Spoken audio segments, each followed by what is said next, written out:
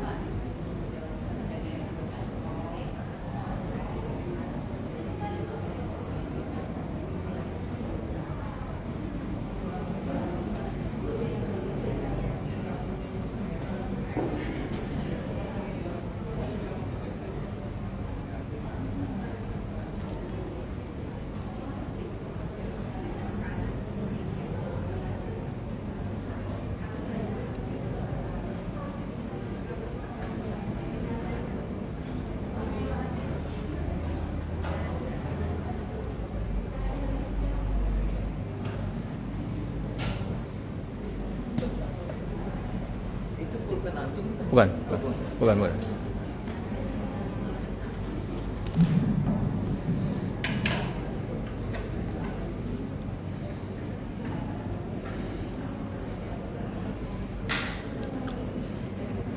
Dibuka dulu apa langsung ya biasanya? Untuk ibu-ibu dibuka dulu apa langsung ya? Biasanya Dibuka dulu. Satu.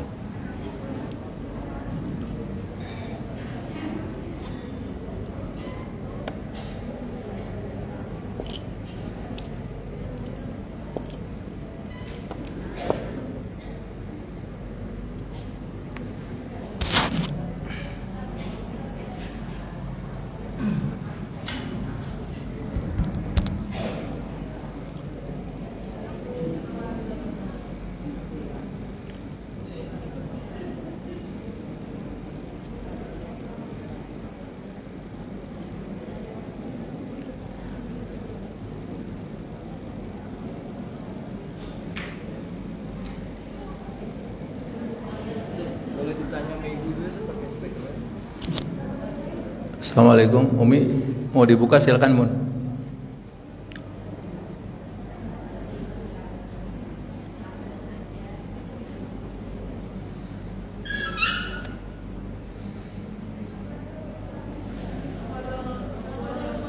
Oh langsung saja. Baik. Bismillahirrahmanirrahim. Assalamualaikum warahmatullahi wabarakatuh.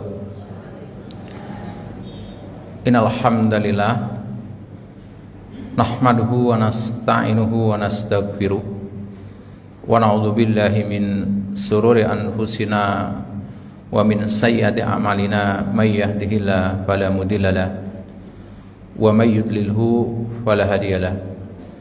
Asyhadu an la ilaha illallah wahdahu la syarika lah wa asyhadu anna Muhammadan abduhu wa rasuluh. Allahumma shalli wa sallim wa barik ala nabiyyina Muhammadin wa ala alihi wa sahbihi ajmain, amma ba'du. Qala ta'ala ya ayyuhalladzina amanu taqullaha haqqa tuqatih wa la tamutunna illa wa antum muslimun. Kepada para asatidz, para guru, tokoh masyarakat, bapak-bapak, ibu-ibu, jamaah kajian duha Masjid Al-Ikhlas rahimani wa rahimakumullah. Pertama, tentu kita semua merasa wajib untuk senantiasa bersyukur kehadirat Allah Ta'ala, di mana atas segala karunia-Nya kesempatan pagi hari ini Allah Ta'ala takdirkan kita semua bisa hadir di majelis ilmu ini. Mudah-mudahan saja hadirnya kita senantiasa mendapatkan ridho dan pahala dari Allah Ta'ala. Sholawat teriring salam mari kita sama-sama sanjungkan kepada baginda Rasulullah Sallallahu Alaihi Wasallam, para keluarganya, sahabatnya, dan orang-orang yang istiqomah dalam meneruskan perjuangannya. Bapak Ibu yang saya hormati, merupakan satu kehormatan bagi saya. Pagi hari ini saya diberi ruang untuk berbagi motivasi dan inspirasi Islami. Yang pagi ini saya akan mencoba membedah buku saya, buku Revolusi Pola Hidup, Solusi Cerdas Menarik Keberuntungan dan Keberkahan Dunia dan Akhirat. Buku ini merupakan buku saya yang ketiga dari 7 buku yang sudah ditulis dan dari 6 buku yang sudah terbit. Insya Allah nanti bulan Januari terbit buku yang ke-7. Nah, mari kita tata niat. Waktu kita kurang lebih 1 sampai 1,5 jam. Buku yang tebalnya kurang lebih hampir 300 halaman kita akan coba ambil intisari sehingga setidaknya mewakili dari buku yang saya ada ini. Nah, untuk mengawali, kalau ditanya mengapa perlu merevolusi pola hidup kita, jawabannya adalah karena pola hidup kita adalah rancangan takdir kita. Jadi kalau kita ingin merubah takdir dalam tanda petik, maka yang dirubah pertama adalah pola hidupnya. Lalu muncul pertanyaan, bukankah takdir nggak bisa dirubah gitu ya? Sering muncul di masyarakat, Sehingga seakan-akan ya sudah takdir miskin ya sudah takdir sakit ya sudah gitu kan. Nah, mari kita pelajari agar kita tidak salah memahami makna takdir sehingga tindakan kita tidak keliru. Boleh saya tanya ke ibu-ibu, apakah layar di depan ibu-ibu kelihatan gambarnya? Baik. Karena waktu yang sebentar ini harus konsentrasi, sehingga saya punya harapan sepulang dari sini ada inspirasi untuk mengubah hidup kita, untuk lebih mudah menarik keberuntungan dan keberkahan, dan itu keinginan setiap orang. Karena itu perlu waktu yang sebentar ini harus efektif. Baik. Jadi kalau ditanya mengapa kita perlu merevolusi pola hidup kita, karena pola hidup kita adalah rancangan takdir kita. Nah, kalau ada yang mengatakan bukankah takdir nggak bisa dirubah? Betul, bukan salah itu. Salah satunya, takdir nggak cuma satu. Kalau di pesantren awal mulanya itu takdir yang umum dibagi dua. Yang pertama disebut takdir mubrom, yang kedua disebut takdir mu'allaq. Nah, dalam perkembangannya para ulama kemudian dibagi tiga. Kalau terutama di konsep motivasi, takdir dibagi menjadi tiga. Yang pertama, takdir tidak bisa dirubah. Dalam bahasa pesantren, takdir mubrom, jumlahnya sangat sedikit. Contoh, kita terlahir dari ibu kita, nggak bisa dirubah. Matahari terbit dari timur, nggak bisa dirubah kecuali dengan izin Allah pada menjelang hari kiamat. Apalagi ya, hanya perempuan yang bisa melahirkan, yang bisa mengandung gitu ya, aslinya ya, itu yang takdir tidak bisa dirubah, sedikit jumlahnya. Nah, di samping ada takdir yang tidak bisa dirubah, takdir mubrom, ada takdir yang kedua, takdir tidak bisa dihindari tapi bisa dikelola. Contoh apa? Corona kemarin datang, ada yang bisa menghindari? Ketika corona datang, bisa nolak? Corona jangan datang ke Duta Harapan, Duta Indah, sorry. Enggak, kebetulan ada komplek Duta Harapan di daerah Anur sana, jadi suka ketukar. Duta Indah, bisa Bapak menolak? Corona jangan masuk area Duta Indah, bisa? Enggak bisa. Berarti apa? Ketika wabah datang, takdir itu kan, ada wabah yang datangnya nggak bisa ditolak, tapi bisa dikelola. Bapak sakit bisa ditolak nggak? Ketika Allah datangkan sakit kepada kita, nggak bisa. Sakit tetap sakit, walaupun dokter.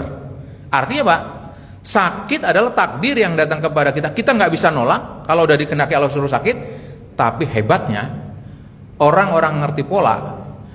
Ada takdir yang tidak bisa dihindari, tapi bisa dikelola. Datangnya sakit nggak bisa dihindari, datangnya wabah corona nggak bisa tapi bisa dikelola. Contoh yang paling gampang sekali, bagaimana cara ngelolanya? Kalau sakit disebut ujian ataupun musibah, maka ubah musibah atau ujian diubah menjadi rahmah. Ini kupasan lebih detailnya ada di buku Tipologi Manusia. Ubah musibah menjadi rahmah. Contoh, sakit kan nggak enak. Ini ujian atau musibah buat kita. Nah, yang nggak enak ini dirubah menjadi sesuatu yang menyenangkan, diubah menjadi rahmah. Dengan cara apa? Terima sakit dengan ridho. Rasul mengatakan apa? Kalau orang sakit diterima dengan ridho, gugur seluruh dosanya. Rahmah bukan? Rahmah. Kalau orang sakit diterima dengan ridho, maka dinaikkan derajatnya, surganya tinggi kedudukannya di akhirat. Rahmah bukan? Rahmah. Kalau orang sakit diterima sakitnya dengan ridho, doanya makbul seperti doa malaikat. Rahmah bukan?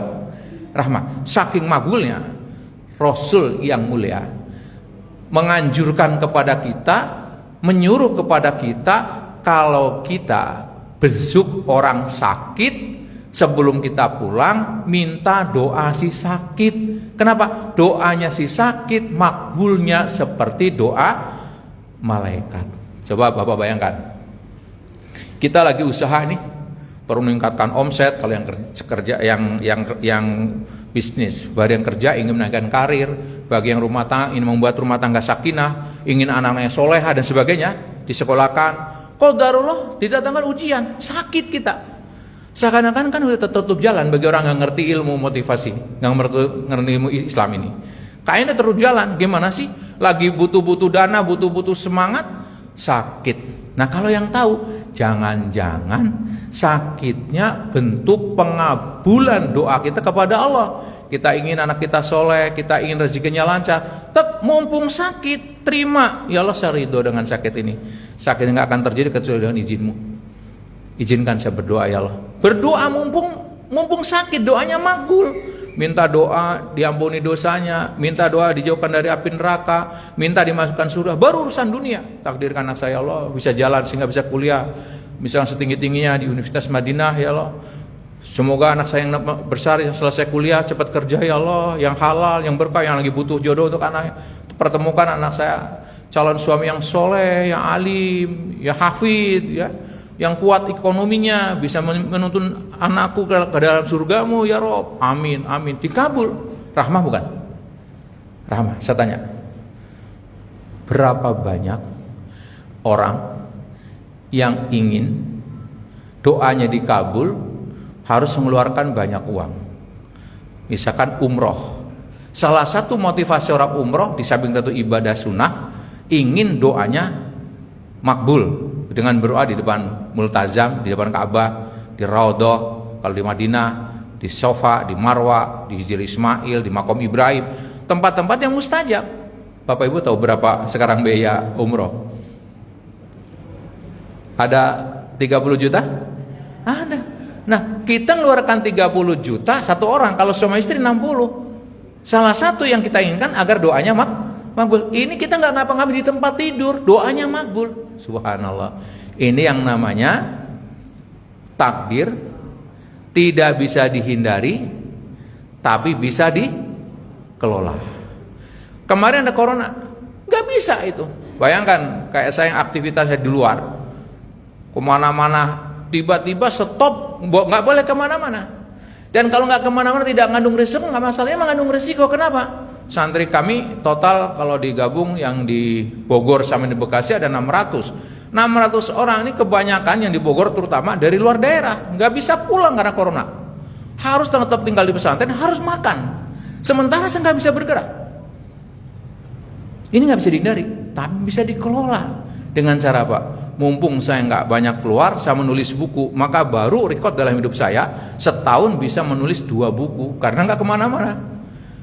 Nah itu rahmah bukan?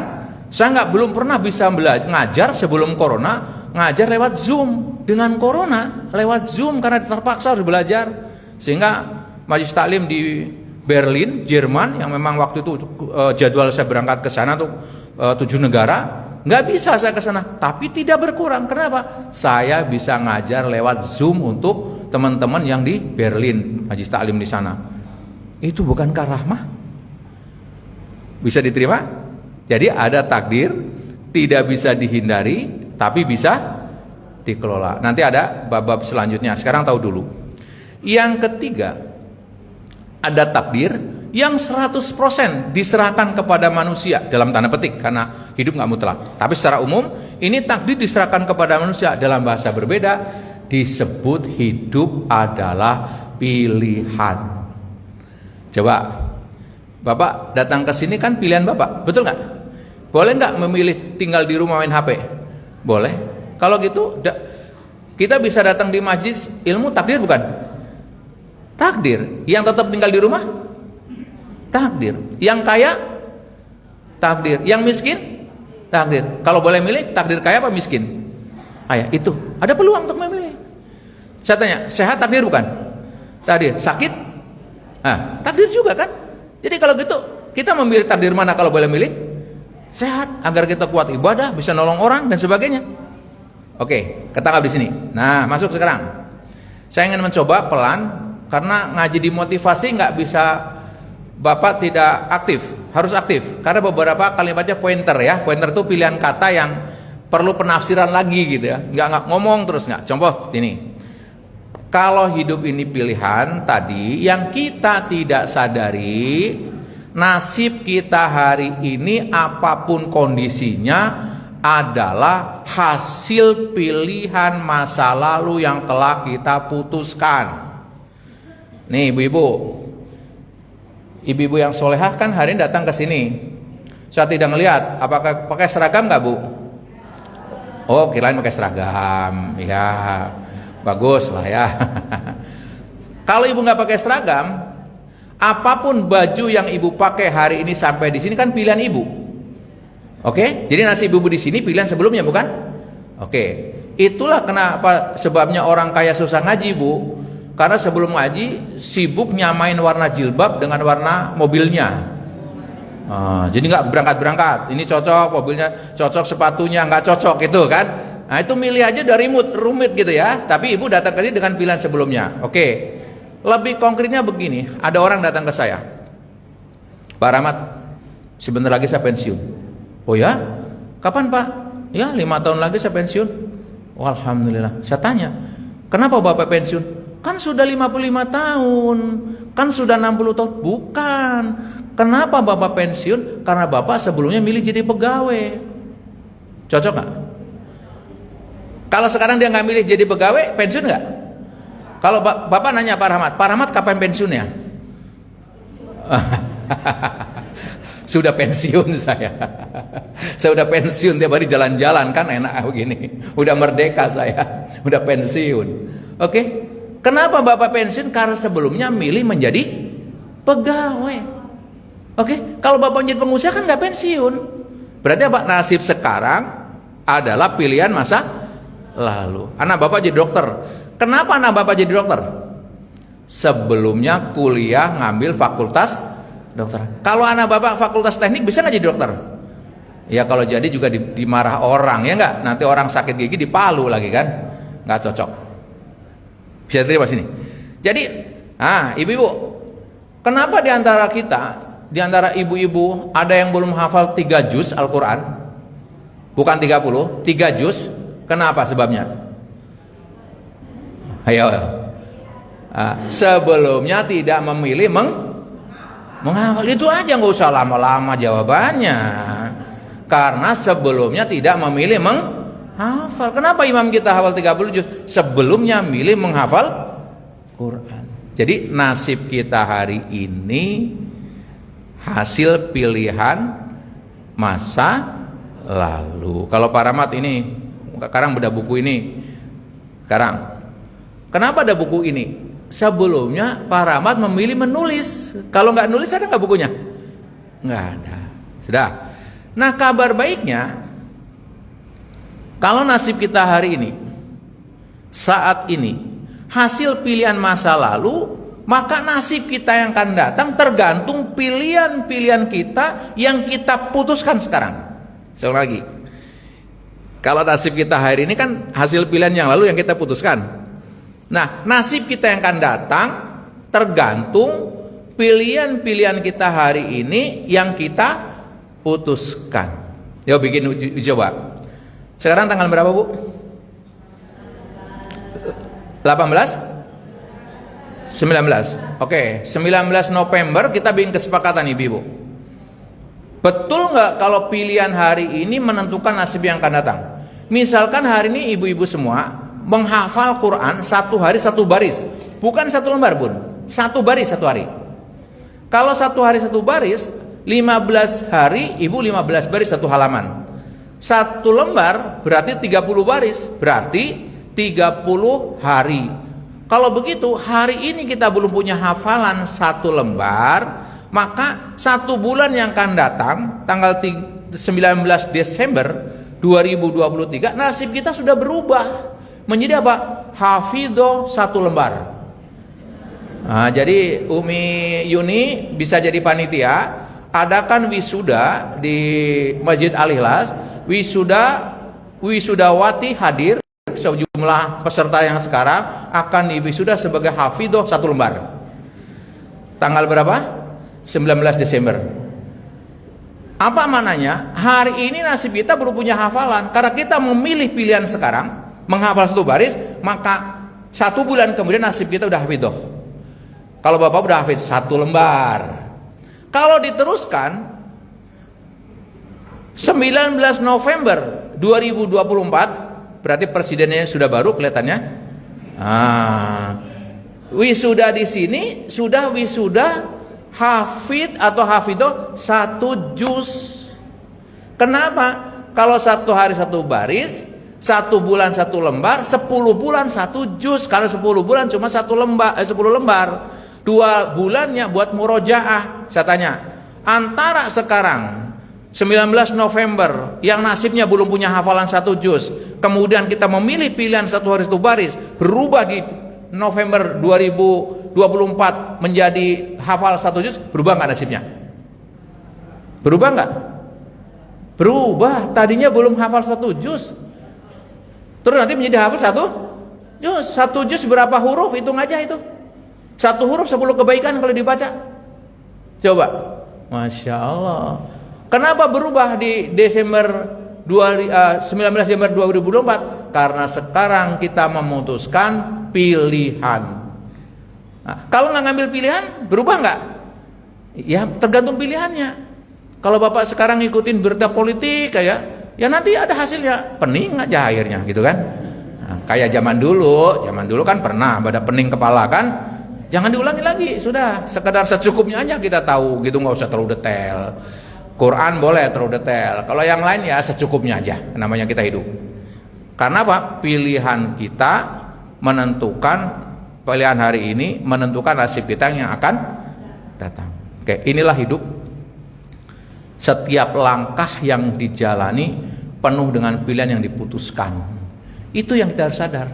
Untuk apa? 1 jam ke depan. Jadi salah dalam rangka mengisi waktu. Di mobil bukunya tidak hanya 1, buku motivasi, buku agama, Quran terjemahan, Quran biasa. Sehingga dalam perjalanan yang kurang lebih, ini dari sini kan sebelumnya saya di Komplek Depkes, dari sini kembali ke Harapan Indah, terus begitulah. Itu harus mau ngapain? Nah, rumusnya untuk apa? Menentukan pilihan. Karena pilihan kita menentukan nasib kita yang akan datang. Bisa diterima sampai di sini? Bisa, oke, saya teruskan. Sebab kalau di sini belum bisa dipahami, harus paham karena di motivasi ini logikanya dibangun dulu, Bu. Dibangun logikanya, klik, begitu berikutnya ringan jadinya. Oke, saya teruskan ya, pelan aja. Mana dasarnya? Oh, itu kan Pak Rahmat tuh, orang motivator gitu. Motivator hanya nama. Kita mengaji, yang dikupas ya insya Allah Quran hadis semampu saya, karena juga masih belajar. Coba lihat hadis depan, hadis riwayat Bukhari ya. Kullu ummati yadkhulunal jannah illa man aba. Faqila wa may ya'ba ya Rasulullah? Qala man ata'ani dakhalal jannah wa man asani faqad aba. Setiap umatku, kata Rasul, akan masuk surga kecuali yang enggan. Lalu dikatakan kepada beliau, ditanya kepada Rasul oleh para sahabat, siapa yang enggan itu wahai Rasulullah? Maka beliau menjawab, barang siapa mentaati aku, ia pasti masuk surga. Dan barang siapa yang mendurhaki aku, maka berarti ia enggan masuk surga. Rasul udah jelas-jelas, setiap umatku masuk surga. Ada yang enggan, berarti ada yang memilih nggak mau masuk surga. Enggan. Makanya sahabat tanya, siapa yang enggan? Lihat kalimat di sini. Rasul mengatakan, siapa, ini bahasa saya, siapa yang memilih mentaati aku, berarti dia memilih masuk surga. Siapa yang memilih tidak mentaati aku, berarti dia memilih tidak masuk surga. Kalau nggak mentaati Rasul, mentaati siapa? Ya selain Rasul, mentaatin hawa nafsu. Begitu kan? Jadi kalau gitu, masuk surga pilihan bukan? Saya tanya, dari hadis ini masuk surga pilihan bukan? Pilihan. Yang milih masuk surga, yang milih taat kepada Rasul masuk surga, yang enggan taat kepada Rasul tidak masuk surga. Nah, padahal di akhirat kan hanya ada 2 tempat, surga dan berarti kalau dia nggak masuk surga, masuk apa? Kalau begitu masuk neraka pilihan nggak? Pilihan. Nanti ada yang komplain, saya nggak masuk surga, masuk neraka Pak Ustadz, nggak mau risiko, tengah-tengah aja. Ada nggak tengah-tengah gantung gitu, nggak surga nggak neraka? Nggak ada. Di surga tegas, kalau di akhirat tegas, kalau nggak surga neraka. Berarti kalau orang nggak milih surga, milih, nah, oke, diterima ya. Jadi hidup adalah pilihan, jelas dasarnya. Bahkan orang masuk surga juga pilihan. Oke, saya teruskan dulu. landasan dulu. Baik. Meskipun kita dibebaskan memilih, tapi Allah tidak memberi kebebasan kepada siapapun untuk bisa lari dari tanggung jawab dari pilihannya. Ini di buku saya di halaman 6. Milihnya bebas, tapi yang nggak bebas akibat dari pilihan. Bapak milih surga, tapi milihnya nggak sholat, nggak ngaji, masuk nggak? Pan hidup bebas Ustadz, bebas milihnya, nggak bebas akibatnya. Bapak Ibu ingin kaya, ingin sukses, ingin mengumrohkan banyak orang, ingin membuat pesantren gratis, bagus pilihannya. Tapi kalau perilakunya tidak, ya nggak nyampe. Gitu. Jadi bebas milihnya, nggak bebas akibatnya. Kalau kita malas-malas ingin kaya mungkin nggak? Malas Ibu ingin kaya, bisa nggak? Oke, saya kasih tahu. Ibu pernah mendengar orang perempuan sukses? Banyak. Khotijah suksesnya luar biasa.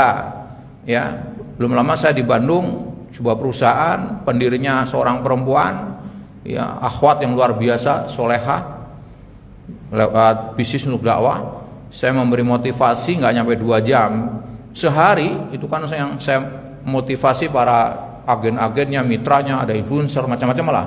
Sehari ditempatin transaksi 80 miliar. Cuma jualan jilbab sama baju syar'i Bu Naomi, Bunda Yuni. Subhanallah. Ya, ini gambarannya. Jadi, tapi kalau lihat kerja kerasnya, wajar dia menjadi orang sukses karena bebas pilihannya, tapi nggak bebas akibatnya. Orang perempuan sukses ada, laki-laki sukses ada nggak? Ada. Anak muda sukses ada nggak? Ada. Orang tua sukses ada. Orang tua nggak tamat SD sukses ada. Satu yang nggak ada, orang malas sukses. Pernah dengar nggak? Tolong dong kasih tahu, biasa saya tulis bukunya. Pak Rahmat, ada nih orang malas banget tapi suksesnya luar biasa, ada? Ayo, di pesantren aja, siapa yang hafal Quran cepat? Yang rajin apa yang malas? Nah itu tadi. Kalau begitu, malas pilihan, kan bebas Pak Ustadz. Malas kan pilihan, malasnya pilihan, boleh. Yang nggak boleh apa? Nggak bisa dipilih apa? Akibat dari pilihan. Jadi jangan pulang dari sini kata Pak Ustadz Rahmat, hidup adalah pilihan, suka-suka saya dong, gitu kan? Ya oke. Boleh suka-suka, tapi nggak mendapatkan yang kamu suka. Oke. Nah lihat sini, ini boleh dihafal. Bebas memilih, tapi nggak bebas akibat dari pilihannya. Karena ada ungkapan, kalau kamu ingin mendapatkan yang kamu suka, kamu tidak boleh suka-suka. Silakan kamu suka-suka, tapi kamu tidak akan mendapatkan yang kamu suka. Agak bingung ya, suka-suka semua ya. Perhatikan dengan baik.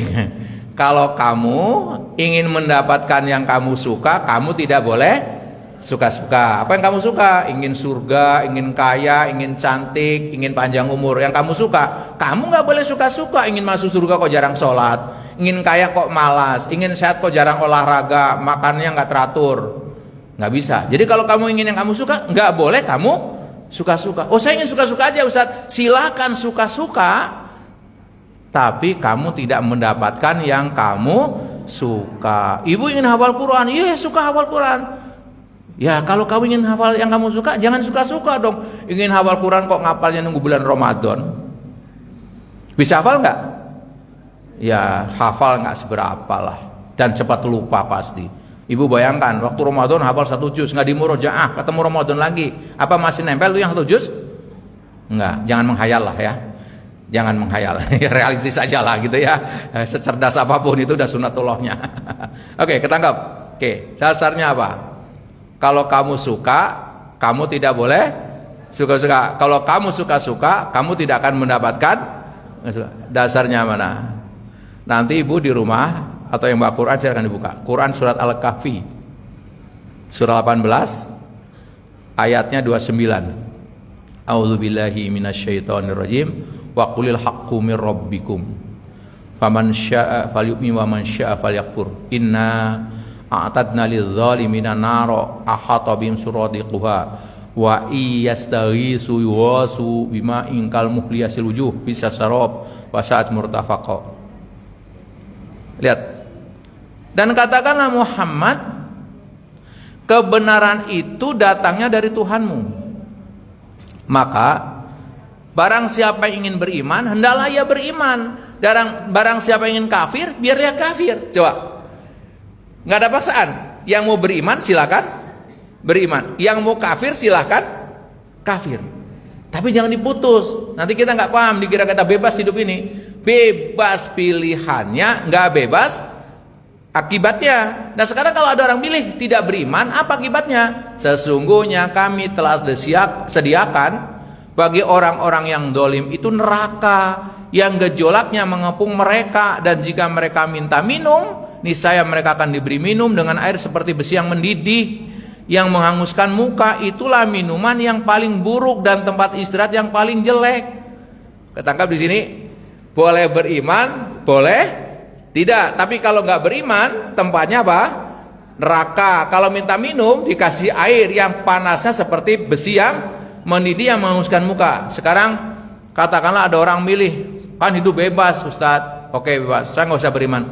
Oke, tes dulu. Kalau minum kopi diseduh masih ditiup-tiup, jangankan api neraka, minum kopi aja masih ditiup-tiup, iya kan? Atau minum kopi berani nggak habis diseduh langsung gelek gitu, berani? Saya pikir sariawan itu. Nah kalau api dunia aja belum apa-apa udah bikin sariawan, bagaimana api akhirat yang 100 kali lipat dari yang di dunia? Artinya apa? Allah sayang kepada kita. Jangan milih selain beriman. Gitu pesan moralnya. Ya, jadi betul-betul hidup pilihan. Jadi nggak usah lah. Jadi makanya saya nggak bisa maksa. Nggak bisa maksa orang syukur seperti hidup pilihan. Kalau dia mengatakan hidup pilihan Ustadz, ya sudah pilihan. Tapi pilihanmu bebas, yang nggak bebas akibat dari pilihanmu. Oke, lanjut. Apa yang akan dirubah oleh kita? Ini kan gambarnya gini lah. Kalau dalam training ya, ibu ikut training dengan saya. Setelah itu ibu bikin resolusi 1, 2, 3 yang dikerjakan. Kita harus paham dulu. Pertama dalam hidup ini kan ada masa lalu, sekarang dan yang akan. Begitu kan dalam teori yang sering kita dapat ngatur waktu. Nah masa lalu tidak bisa dirubah. Kita tidak bisa mengubah masa lalu karena sudah menjadi takdir. Sudah, nggak usah ceritakan. Oh seandainya dulu, udahlah lewat. Kita nggak bisa balik. Hari ini gimana? Hari ini dengan izin Allah kita masih diberi kesempatan untuk mengelola apa yang kita dapatkan dan kita miliki. Kesempatan 2 karena kita bisa mengelola ini. Pertama diberikan kesempatan yang kita dapatkan, yang kedua kita miliki. Apa yang kita dapatkan sehingga ibu ada di sini? Allah mengasih waktu. Ada nggak tadi yang sebelum subuh meninggal dunia? Ada. Ada nggak yang tadi sebelum ke sini ada sesuatu sehingga nggak sampai di sini? Ada. Jadi nggak semua orang yang mungkin berniat baik ingin ngaji semuanya bisa ngaji. Kalau Allah takdirkan habis waktunya, selesai. Kita alhamdulillah dengan izin Allah masih dikasih waktu. Yang kedua apa? Kita masih memiliki banyak hal. Punya mata, punya telinga, punya tangan, punya kaki. Nah ini 2 potensi dikelola untuk mengubah pilihan kita ke depan. Dengan cara apa? Untuk hari esok kita berikhtiar, diberi kesempatan mengubah dengan cara memperbaiki. Ya, mengubah dan memperbaiki dengan cara apa? Menciptakan pola baru atau mengubah pola lama. Jadi setiap kita ingin ada perubahan. Nah, perubahan terjadi kalau kita mengubah pola lama atau menciptakan pola baru. Kenapa? Dengan pola yang sama, hasilnya sama. Jangan lagi. Setiap kita ingin perubahan. Lebih baik, yang udah kaya yang lebih kaya, yang udah soleh makin soleh, yang sudah punya ilmu makin berilmu. Ingin punya perubahan. Perubahan itu kan terjadi kalau kita melakukan cara yang berbeda. Sebab dengan cara yang sama, pola yang sama, hasilnya sama. Oke, ini boleh dihafal. Ubah takdir Anda dengan mengubah pola hidup lama Anda atau menciptakan pola hidup baru. Karena apa? Dengan pola yang sama hanya akan menghasilkan hasil yang sama. Oke, ibu yang belum punya hafalan, katakanlah belum punya hafalan 1 juz. Ibu ingin punya hafalan 1 juz, tapi nggak ngubah pola sama sekarang. Ngapal nggak pernah, ngapal kadang tidak, nggak pernah punya hafalan. Diteruskan, nggak batal. Ubah polanya. Udah mulai besok polanya sehari menghafal minimal 5 kali habis sholat 5 waktu. Bapak punya bisnis, punya satu toko, produknya udah jelas. Sekarang keuntungannya misalkan 10 juta tiap bulan. Bapak ingin keuntungan 100 juta, tapi polanya sama, produknya sama, tempatnya sama, cara jualan yang sama, ingin hasil berbeda. Biasa 10 juta, ingin 100 juta, mungkin nggak? Nggak mungkin. Karena Pak, pola yang sama hanya akan menghasilkan hasil yang sama. Kalau gitu gimana? Rubah pola dong. Kalau kemarin Bapak konvensional, sekarang pasarkan dong lewat digital marketing. Kemarin produknya berapa? 3 item, sekarang 30 item. Kemarin apa? 1 toko, sekarang bikin cabang. Rubah pola. Kemarin apalagi waktu buka langsung buka, sekarang berdoa dulu, tutup dengan alhamdulillah, awal dengan sedekah, akhir dengan sedekah. Pola yang dirubah. Pola. Sekali lagi, ubah takdir Anda dengan mengubah pola hidup lama Anda atau menciptakan pola hidup baru. Karena apa? Dengan pola yang sama hanya akan menghasilkan hasil yang sama. Contoh, buat ibu-ibu, ada yang pernah sakit mah dengan izin Allah? Ada, banyak biasanya. Penyakitnya rakyat itu. Sakit mah datang ke dokter. Setelah didiagnosis, oh betul ibu sakit mah. Sakit mah bu, ini obatnya diminum 3 kali, yang ini sebelum makan, ini setelah makan. Biasanya begitu standarnya. Setelah itu, tolong di samping diminum obatnya, ubah pola makannya ya bu, betul nggak? Jangan makan yang pedas, jangan minum kopi kayak saya, jangan apalagi misalkan makan yang asam-asam, jangan telat makan, banyak jangannya itu kalau ke sana, maka jangan ke dokter lah. Oke. Terus ibu bilang, ya dokter, saya siap. Kalau untuk minum obat sih nggak masalah dokter, tapi saya nggak bersedia deh ngerubah pola gitu kan. Nah ibu pulang, diminum obatnya, tapi nggak dirubah polanya, jadi sembuh nggak? Nggak. Kenapa ibu nggak sembuh? Pola yang sama tidak akan menghasilkan hasil berbeda. Sebelumnya ibu sakit, diobati, tapi ibu nggak ngerubah pola. Tujuan berobat kan biar sembuh, tapi ibu nggak ngerubah pola, tetap sembuh nggak? Nggak. Berarti kalau ingin sembuh, rubah pola. Ketangkap di sini. Jadi yang ingin mengubah ekonominya, ngubah rumah tangganya, ngubah komunikasinya dengan anak, dengan pasangan, bagi yang punya karyawan, ubah komunikasi dengan karyawan sehingga berubah hasilnya. Yang punya atasan, ubah komunikasi dengan atasan, berubah semua. Ubah polanya. Termasuk pola mendapatkan pertolongan Allah, ubah polanya. Gitu. Kalau kemarin kita senang banget sholat duhanya tapi kerjanya pelan, ubah polanya seimbang, misalkan seperti itu, misalkan. Oke, baik, saya teruskan. Nah, pola yang salah membuat hidup jadi bermasalah, nggak main-main. Pola yang salah membuat hidup jadi masalah. Kenapa terjadi keributan rumah tangga? Pola yang salah. Kenapa bisnis ini kita nggak jalan? Pola yang salah.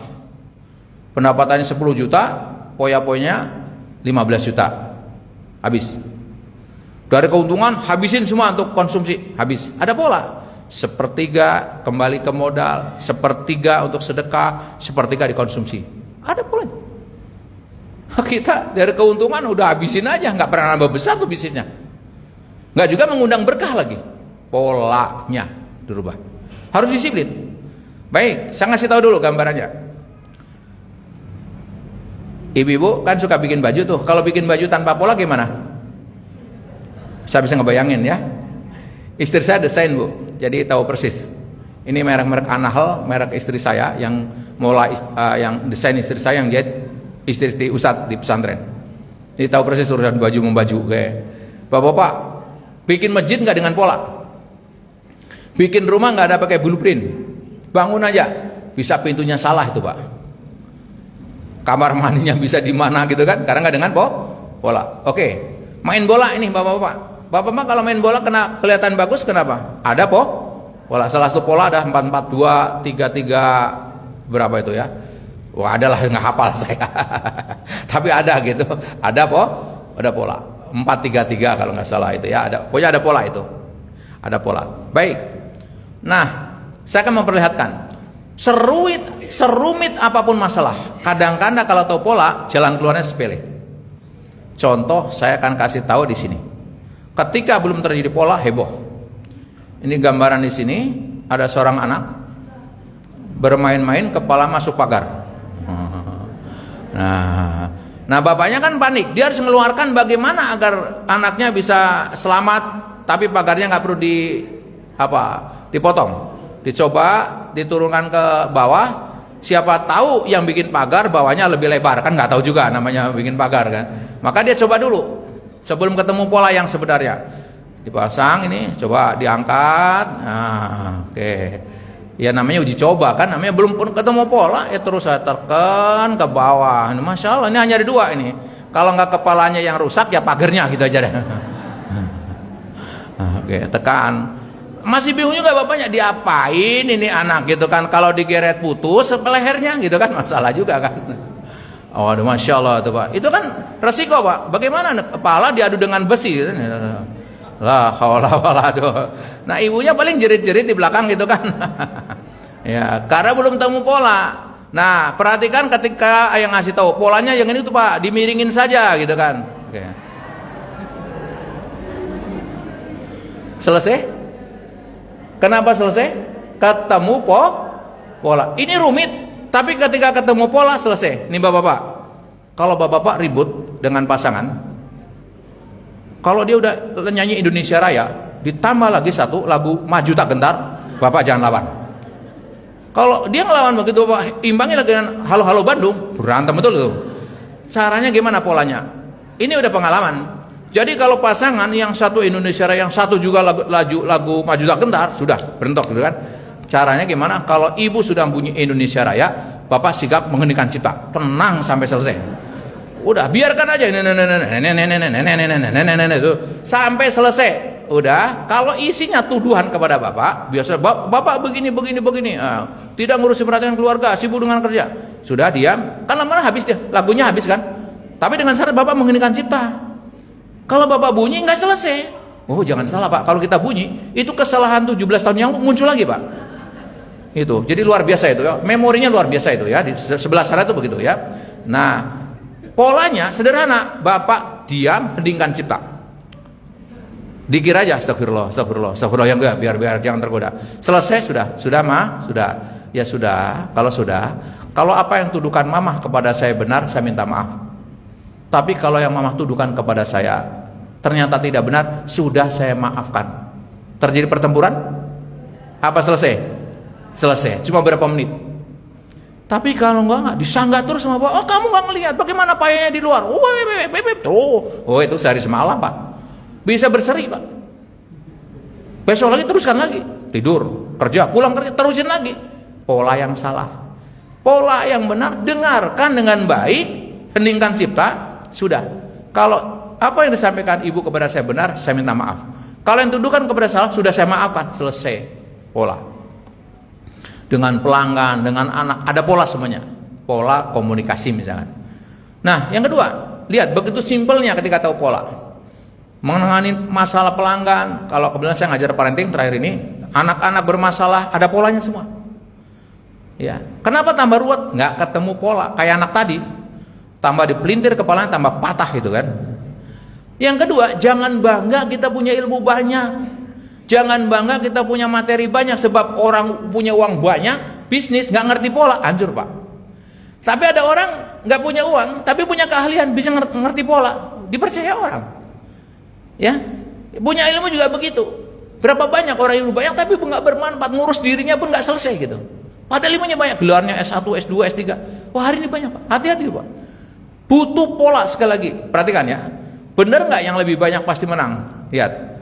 Nah, ini ada pertandingan bola, 3 lawan 60. Oh ya, lihat ya Pak. Wah itu, oh itu luar biasa ya. Ini kalau mau penjaga gawangnya tuh kurang lebih berapa 30 atau berapa lah, pokoknya banyak sekali penjaga gawang itu ya. Lihat aja begitu kan. Kenapa? Banyak tapi nggak dengan pola, itu kan? Oke, terus ke sini ya, terus. Oh, cuma begitu aja. Sana kemari, ke sana kemari gitu kan. Secara teori seharusnya kan yang banyak yang menang, kan jumlahnya banyak, tapi yang nggak banyak tidak dengan pola, yang sedikit dengan pola. Lihat, yang sedikit dengan pola gimana endingnya. Ya, saya nggak banyak-banyak, biar hanya gambaran saja. Ya kalau di training saya selesaikan biar ngendorin pikiran. Oke, lihat tuh dengan pola. Tek, shoot. Ketangkap idenya. Jangan bangga dengan yang banyak, entah ilmunya, hartanya, waktunya banyak. Waktu banyak, tapi nggak dengan pola menggunakan waktu, nggak dapat apa-apa.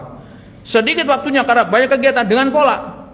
Kalau di kupasan kita dengan matematika waktu, kerjakan yang penting mendesak, penting tidak mendesak, mendesak tidak penting tidak mendesak, urutannya begitu, selamat ya. Oke, jadi tidak jaminan yang lebih banyak pasti lebih sukses. Yang sukses siapa? Yang menggunakan pola. Oke. Nah, kalau kita dulu waktu muda atau ibu ngelihat pertandingan voli 6-6 kan, kalau sudah berapa lama pertandingan voli tidak mendapatkan gol yang diinginkan, maka pelatihnya akan begini. Artinya apa? Time out. Time out artinya ngumpul sebentar. Sebentar, berhenti dulu sebentar. Ngumpul tim A, tim B. Terus biasanya pimpinannya ngasih arahan, teng. Kira-kira ketika ngumpul sebentar apa yang diomongin oleh pelatih kepada anak buahnya yang 6 itu? Apa ngomong, teman-teman, habis main voli kita makan bakso yuk? Kayaknya enggak sempat mikirin gitu kan? Yang diomongin tentang bagaimana mengubah pola. Entah pola formasi, pola strategi, pola permainan. Kenapa? Dengan pola yang sama tidak mungkin menghasilkan hasil berbeda. Karena dia dengan pola yang sama nggak dapat gol tuh, ingin hasil berbeda agar menang, harus dirubah pola. Ketangkap di sini? Betul ya Bu ya? Jadi dia merubah pola gitu, kumpul menentukan merubah pola. Untuk apa? Mendapatkan hasil berbeda. Nah, kalau dalam hidup, ibarat hidup ini pertandingan, siapa lawan kita? Setan. Lawan kita adalah kenyataan yang menyimpang. Lawan kita yang paling berat adalah diri kita sendiri. Coba, ibu bangun malam untuk tahajud. Siapa yang menghalangi ibu untuk tidak bisa tahajud? Ayo, selimut. Diri Nah, jadi Imam Nawawi mengatakan, barang siapa yang mengira ada musuh yang lebih dahsyat selain dirinya, berarti pemahaman orang itu terhadap dirinya masih dangkal. Karena itu kita sekarang kan memerangi diri sendiri dalam tanda petik. Intinya, kalau kita sepakat ingin hasil berbeda, lebih baik kehidupan kita, lebih baik ekonomi kita, rumah tangga kita, dengan pola yang sama nggak akan ada hasil berbeda. Nanti selepas ini atau nanti malam kita time out, berhenti sejenak, jangan ada aktivitas. Habis sholat tahajud, free kan, renung, saya akan merubah pola apa? Pola makan saya biar lebih sehat, pola tidur saya, pola kerja saya, pola pikir saya, nanti akan diajarin pola apa yang ini. Jadi kita butuh time out. Insya Allah saya rata-rata ya, kalau lagi nggak lelah sekali sebelum tidur saya time out. Hari ini programnya ini, kenapa nggak berjalan? Materi tadi kenapa nggak bisa selesai? Padahal diperkirakan selesai. Saya evaluasi. Oh terlalu banyak keterangan. Oh ini, rubah. Besok lagi begitu. Time out. Saya ingin hasil berbeda. Oke, siap untuk mengadakan evaluasi diri? Siap nggak? Siap ya. Kalau nggak siap terus ngajinya buat apa ya? Kan ibu ngundang saya ingin menjadi asbab perubahan kan? Setuju ya? Berarti kalau gitu setuju dong action kita, tindakan. Setuju? Oke, kalau gitu nanti malam selepas tahajud ibu berhenti sejenak, time out. Saya berubah pola apa? Oh, pola komunikasi dengan anak saya. Saya lebih baik sekarang banyak mendengar dia daripada saya bicara. Oh, saya dengan pelanggan begini, saya hargai betul. Dia belanja di saya atau tidak. Terus ubah pola. Evaluasi aja. Ubah pola agar mendapatkan hasil berbeda. Oke. Dan pengertian pola sudahlah. Pola itu adalah desain model. Nggak perlu. Nah, perhatikan. Antara orang yang lebih banyak keberuntungannya dan sedikit keberuntungannya, ada perbedaan pada pola hidup atau kebiasaan atau sistem. Karena itu kita disuruh memperhatikan polanya. Jadi dua orang ini dengan sekolah yang sama, guru yang sama, kuliah di tempat yang sama, kerja di tempat kerja yang sama, bisa hasilnya berbeda. Apa yang membedakan itu? Perbedaan sedikit tapi hasilnya berbeda. Polanya. Ini kayak ini ngaji. Sama-sama ngajinya, tapi polanya bisa berubah, berbeda hasil. Ada pola yang mendengar, membaca gitu. Kenapa sekarang saya ngerubah? Bapak perhatikan. Dulu kan saya ngajar di sini udah lama sekali di Al-Ikhlas ini. Jadi saya pengen tahu jadinya. Ibu mau tahu kapan saya ngajar di sini pertama? Saya buka ya. Oke. Ini binaan aktif termasuknya Al-Ikhlas Duta Indah. Sebentar, ini dia Duta Indah. Kapan pertama kali saya ngajar di sini? Oh, 19 Oktober 2000 berapa itu? 13. Sekarang udah November. Berarti saya datang ke tempat ini udah 10 tahun, Pak. Ibu lupa lah. Ya. Belum ngaji kali ibu dulu. Belum hijrah. Oke? Nah, bagi yang ngikutin saya dari Oktober 2013 sampai sekarang, ada perubahan pola nggak saya mengajar? Ada yang ngikutin dari awal? Ada berubah pola nggak? Ada. Dulu saya nggak pakai laptop, hanya bawa kitab dibaca, gitu kan? Berubah, bawa laptop, tidak pakai Infocus. Sekarang pakai. Makanya kemarin sama Umi Yuni siapkan Infocus. Saya lupa kalau di sini udah ada layar. Maksud saya disiapkan layar lebar, gitu kan? Dirubah pola. Dulu saya nggak nulis buku, sekarang nulis buku dalam rangka pola. Dulu nggak ada YouTube, sekarang ada YouTube. Kenapa? Ingin hasil yang berbeda. Jadi kalau sekarang mungkin paham, tapi nggak ngerti. Saya pengen baca lebih lengkap. Ada bukunya. Pola berarti. Saya bisa memesan kepada baca ya nanti lebih lengkap. Bisa seperti itu. Oh, saya kurang suka membaca, suka cari YouTube-nya. Ada. Misalkan seperti itu. Kalau sudah direkam, karena setahun ini saya berhenti. Yang ngurus YouTube anak saya sekarang ngurus usaha. Jadi lagi stop. Nanti insya Allah awal tahun mungkin saya udah punya tim baru. Sekarang ya belum. Lagi sibuk di bisnis lain ya. Baik. Jadi perbedaan antara orang yang banyak keberuntungannya dan tidak banyak karena polanya. Karena apanya, Bu? Pola. Perhatikan. Nah, petua bijak artinya aslinya dalam bahasa Arab berpesan, tirulah pola orang sukses dalam memperjuangkan langkah menaiki tangga prestasi hidup. Dengan meneladani polanya, insya Allah akan membuat kita sukses juga. Jadi cara tercepat sukses, ibu mengikuti orang sukses yang ibu inginkan seperti apa. Oh, dia bisnis sukses loh. Ikuti dia, lakukan hal yang sama dengan dia. Itu intinya itu. Jadi ketika saya nulis buku, saya mempelajari dong idola saya siapa, strukturnya. Oh, belum ada yang begini. Saya namanya ATM, amati, tiru, modifikasi. Pola presentasi saya, ketika saya membangun pesantren, saya ikutin polanya orang lain, pola bangunnya, pola sistemnya, walaupun gak sama persis, tapi ada. Saya mau bikin bisnis misalkan, nah, bisnis ini, bisnis itu, ikutin. Jadi cara tercepat untuk sukses, ikutin pola orang yang sudah sukses. Jadi kalau ibu ingin punya putra putrinya ibu hafal Quran di umur 12 tahun, cari umi lain, ibu lain yang anaknya 12 tahun sudah hafal Quran, tanya dia, ikuti langkahnya. Itu. Nah, Profesor Richard Wiseman, seorang psikolog, profesor, dia meneliti orang 16 tahun yang diteliti, selama 16 tahun. Nah, setelah diteliti, siapa yang diteliti? Yang satu orang yang sukses, karirnya bagus, bisnisnya bagus, diteliti. Ini bagus, ini bagus, diteliti. Yang satu orang gagal mulu, ini gagal. ngurus ini gagal. Diteliti semuanya. Ada kesimpulan yang bisa diambil pelajaran buat kita.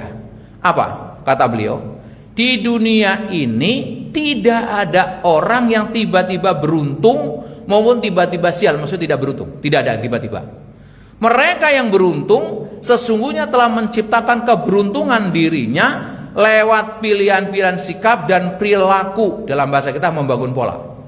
Ya, demikian juga mereka yang selalu sial, sesungguhnya mereka telah menciptakan kesialan dirinya lewat sikap dan perilaku. Intinya tidak ada yang ujuk-ujuk.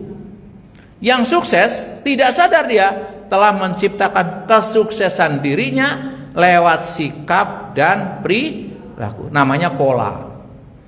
Contoh, anak saya unik. Kalau tanya, oh ya setelah tamat dari IPB, kebetulan dia di perikanan, bisnis ikan ya, ikan ekspor, ikan hias ekspor. Oke nak, mau di mana tempatnya? Di pesantren aja. Contoh, modif gini-gini, kirim modal. Ternyata diikutin, gimana nak? Alhamdulillah ya. Alhamdulillah gimana? Stok gagal AA berkurang. Ternyata gagal, maksudnya itu. Jadi stok gagalnya berkurang. Oke. Uji lagi ya, uji lagi. Sekarang jangan ikan yang di sini, ikan di sini di kolam gitu. Gimana nak? Udah berapa? Kayak alhamdulillah ya, berkurang satu lagi gagalnya ya, gitu kan. Artinya itu. Gagal apa sukses? Ya secara dohir gagal, tapi dia sukses karena apa? Telah mengurangi kegagalan dia, kata dia begitu. Nah udah pindah ya ke Bekasi aja. Bekasi hari ini bagus. Oke, sewa rumah, biaya lagi. Udah diikutin, kok belum setor ini? Kan saya tetap hitungan walaupun dengan anak gitu kan. Gimana nak? Alhamdulillah ya, berkurang lagi stok gagalnya. Jadi masih berkurang terus gitu kan. Nah ini pola namanya. Dia membangun sikap yang bagus. Nggak mengatakan, aduh susah, nggak begitu kalimatnya. Terus maju. Akhirnya pindah ke Makassar. Bisnis di sana gitu ya. Ya masih begitu kalimatnya, tapi sudah ada lumayan. Kalau lagi deal, kasih tahu. Ya alhamdulillah ya, ini permulaan, hadiah permulaan dari Allah gitu kan. Begitulah gambarannya. Ya, jadi sikap. Ada orang yang putus asa, baru mencoba sekali gagal, nggak mau lagi. Sikap, makanya dia nggak pernah beruntung. Kenapa? Sikapnya yang membuat dia tidak beruntung. Ketangkap di sini? Oke, tidak ada orang tiba-tiba sukses. Tidak ada orang tiba-tiba gagal atau tiba-tiba sial. Mereka yang sukses telah menciptakan kesuksesan dirinya lewat sikap dan perilaku. Yang gagal juga telah menciptakan kegagalan dirinya lewat sikap dan perilaku. Oke, perhatikan. Imam Malik mengatakan, la yusliha akhir hadhil ummah ila ma aslaha awalaha. Tidak akan baik akhir umat ini melainkan apabila mereka mengikuti baiknya generasi umat yang pertama.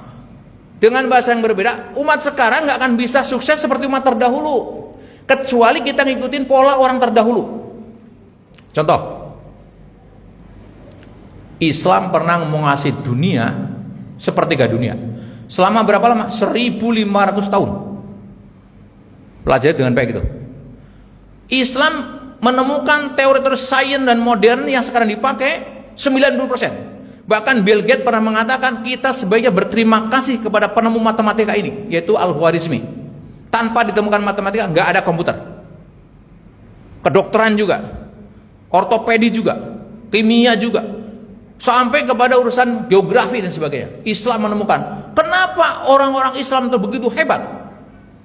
Ini yang dipelajari. Kita mengadopsi pola mereka. Nah, nanti di lain waktu kita bicara kebiasaan salafus soleh apa yang dilakukan sehingga mereka hebat. Nah kita mengikuti. Nah kalau kita mengikuti apa yang dilakukan mereka, kita enggak. Apa diantaranya mereka kata Rasul, alaikum biqiyamil lail, biasakan sholat malam. Itu salah amalannya. Kenapa? Fa innahu da'bus sholihin qablakum. Sholat malam adalah kebiasaan orang sukses terdahulu. Orang soleh terdahulu. Jadi kalau kita ingin merubah apapun dalam hidup ini, kalau belum dalam sholat malamnya nggak usah mimpilah.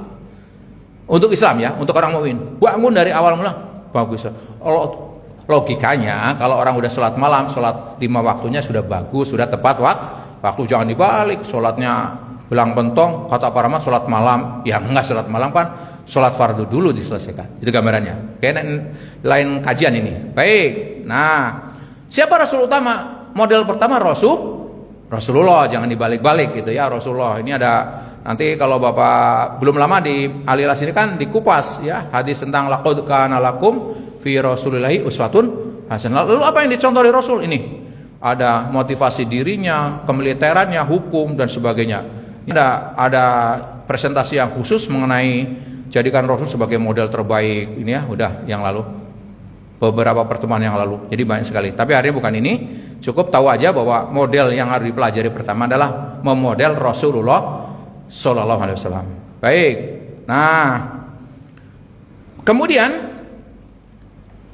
apa yang kita raih? Kan tadi buku ini judulnya Revolusi Pola Hidup, Solusi Cerdas Meraih Keberuntungan dan Keberkahan.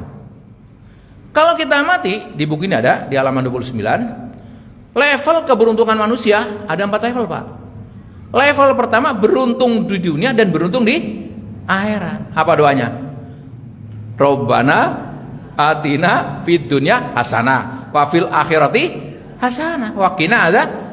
Jadi kalau kita boleh minta, kita itu sukses dunia dan akhirat. Maka saya belum paham kepada orang, jangan mikirin dunia. Loh, gimana nggak mikirin dunia? Kita hidup di dunia.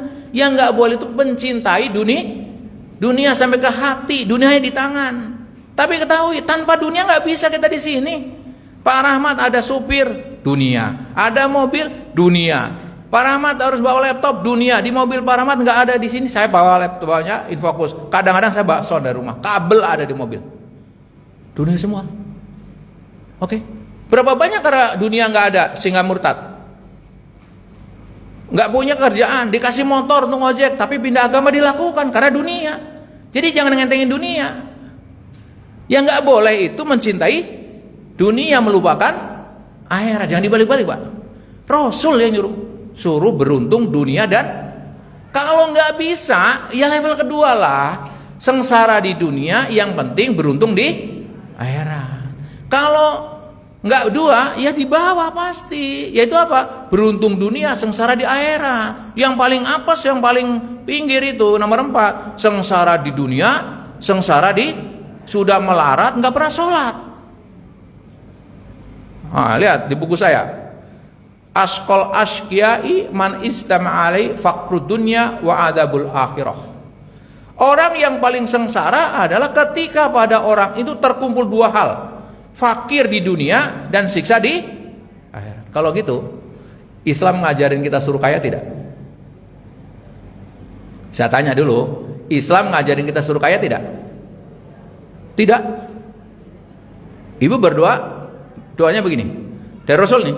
Allahumma inna nasrukal huda wat tuqa wal afafa wal ghina. Apa artinya hina? Kecukupan artinya apa? Kaya. Kaya hati, kaya harta. Sekarang berapa banyak orang berpikir untuk kaya? Saya tanya. Bukan memamerkan, bukan. Berat mana?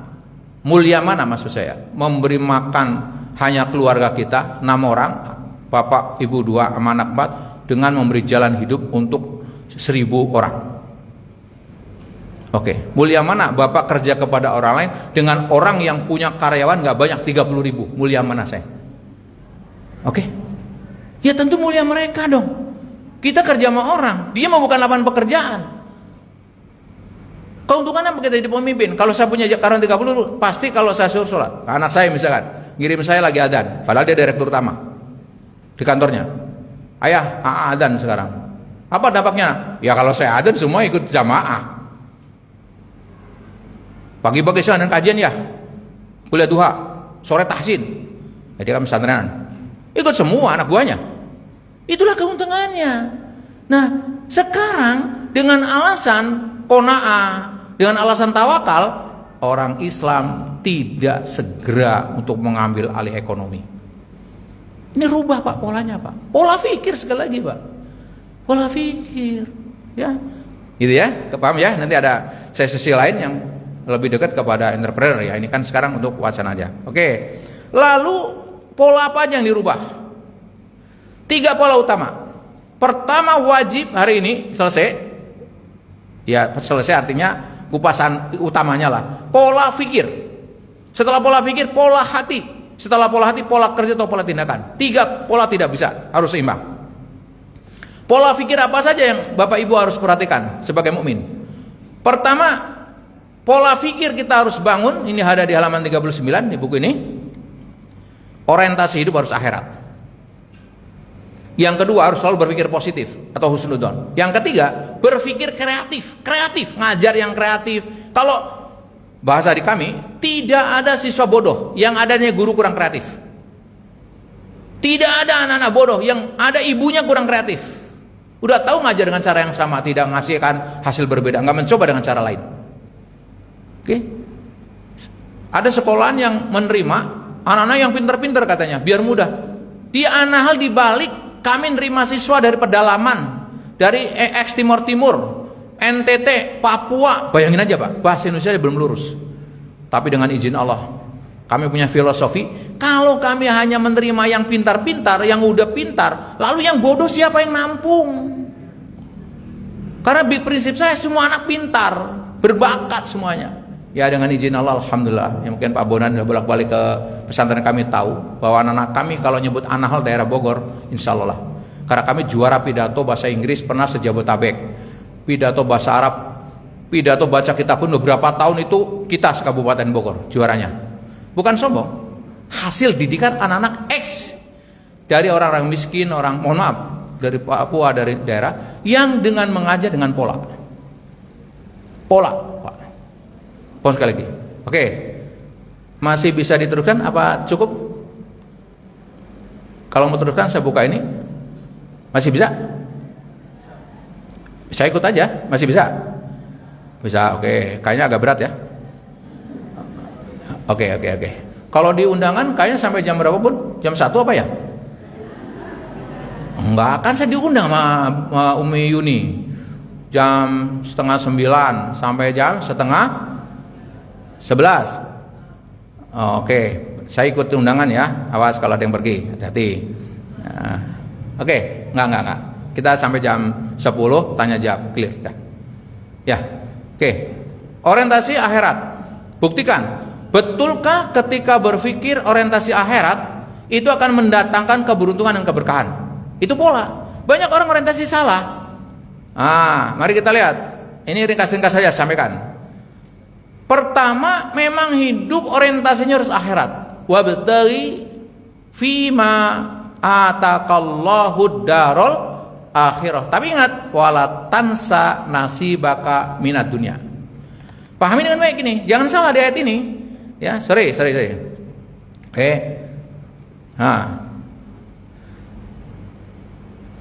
Dan carilah pada apa yang telah dianugerahkan Allah kepadamu, yaitu kebahagiaan negeri akhirat.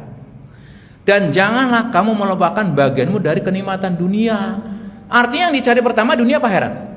Akhirat. Tapi karena hidup di dunia, jangan melupakan. Itu harus dipahami. Ini orang kayak udah di akhirat aja. Pak, mari kita seminar bisnis. Saya nggak mau kaya. Kalau saya jadi susah sholat. Kenapa nggak dibalik? Kalau saya kaya bisa mudah nyuruh orang sholat. Kalau saya kaya bisa mudah ngajak orang ke masjid. Percaya nih.